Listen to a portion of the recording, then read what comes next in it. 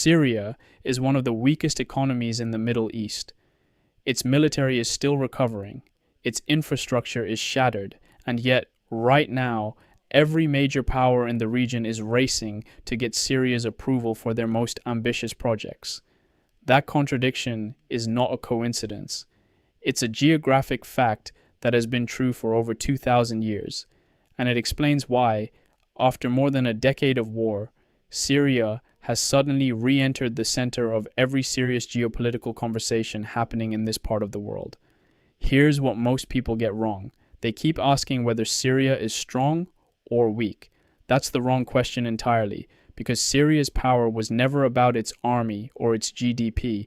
It was always about something far more permanent, something no war can destroy and no sanction can erase: its location. Look at the map. Sit with it for a moment. To Syria's north, Turkey, and beyond it, the gateway to Europe and Central Asia. To its east, Iraq and the door to the entire Persian world. To its south, Jordan and the Gulf.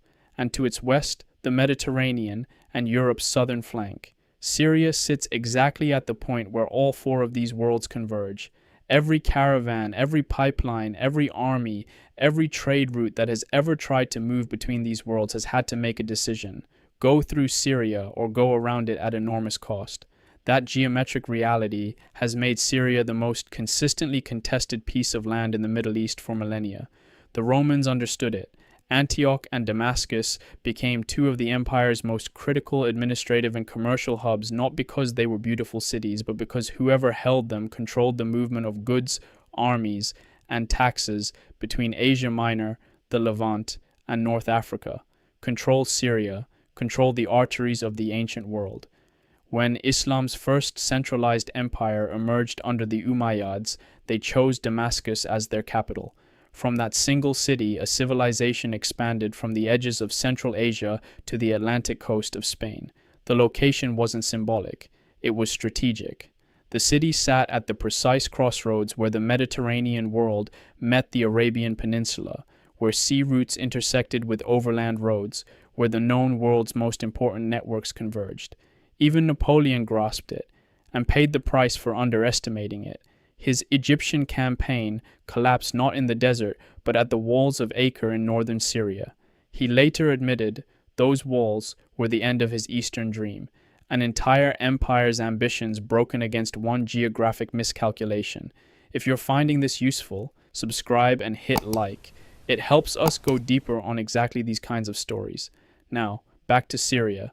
Fast forward to the 21st century, and the same geographic logic reasserts itself, this time in the language of natural gas pipelines. In 2009, Qatar proposed one of the most ambitious energy projects the region had ever seen: a pipeline that would carry gas from the massive North Field, the largest natural gas reserve on Earth, northward through Saudi Arabia, Jordan, and Syria, then into Turkey, and from Turkey directly into European markets.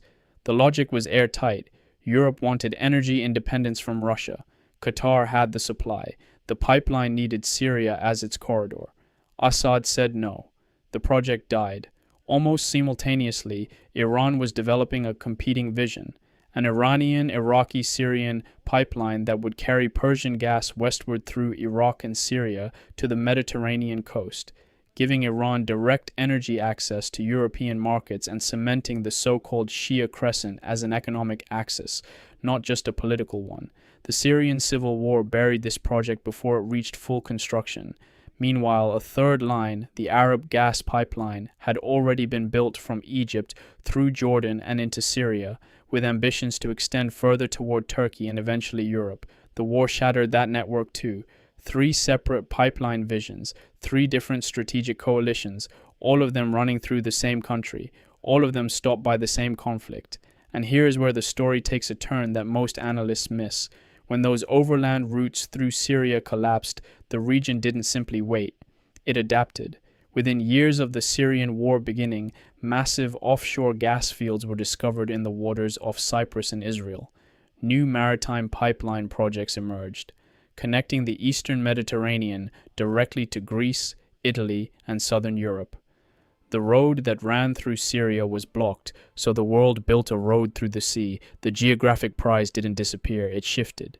In 2009, Turkey's then President Abdullah Gül stood in Damascus and articulated a vision he called the Four Seas Initiative, a geopolitical architecture connecting the Mediterranean, the Black Sea, the Caspian Sea, and the Arabian Gulf into a single unified network of movement and influence.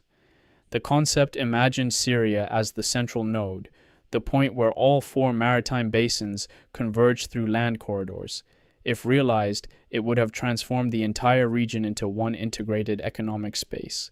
It never happened. Syria descended into war instead. But then, something changed.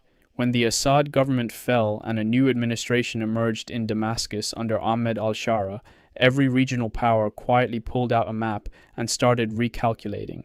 Turkey moved first and most aggressively. Ankara had already built deep military and political influence in northern Syria during the war years. Now it saw in the new Damascus government a potential strategic partner, one that could reopen the overland corridors Turkey needs to project economic power southward and eastward. Conversations about energy cooperation, trade routes, and regional connectivity accelerated almost immediately. The Four Seas concept, dormant for over a decade, quietly re-entered diplomatic discussions.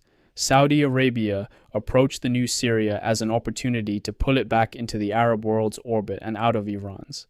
Riyadh began signaling investment and reconstruction support, understanding that a stabilized, Arab-aligned Syria reshapes the balance of power across the Levant more effectively than any military intervention could. Iraq saw a chance to revive old oil pipeline routes that once ran from its fields through Syrian territory to Mediterranean ports, reducing Baghdad's dependence on the strategically vulnerable Strait of Hormuz for its energy exports. Even Russia, despite the collapse of its main client in Damascus, worked to preserve its naval presence at Tartus and its air position at Maymim, because for Moscow, those Syrian bases are not just about Syria. They are Russia's only direct military foothold in the Mediterranean.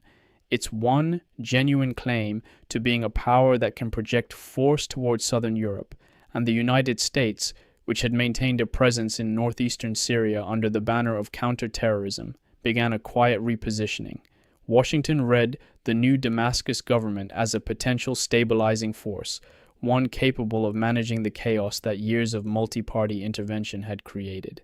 American forces began handing over positions to Syrian government control, shifting from direct military presence to indirect coordination, a signal that Washington sees in a stable, unified Syria a more useful partner than a fragmented battlefield. It has to police indefinitely. Every player, every angle, every calculation, all of them circling the same geography. So this is the full picture. Syria never needed to be a great military power or a booming economy to remain at the center of the region's most important decisions. Its power was always structural, embedded in the land itself, in the fact that geography gives you no clean alternative. You either work with Syria or you pay a permanent premium to work around it. The war made Syria a battleground precisely because its location was too valuable to abandon and too contested to control.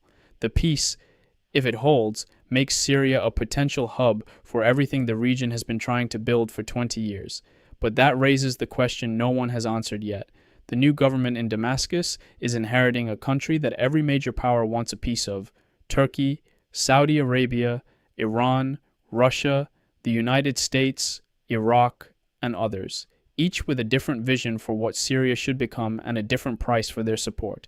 Can a government that is still consolidating control, still rebuilding institutions, still managing internal divisions, actually turn that geographic leverage into lasting political sovereignty? Or will Syria's greatest asset, the fact that everyone needs it, become the very thing that pulls it apart again? The answer to that question won't just determine Syria's future. It will determine the shape of the entire Middle East for the next generation.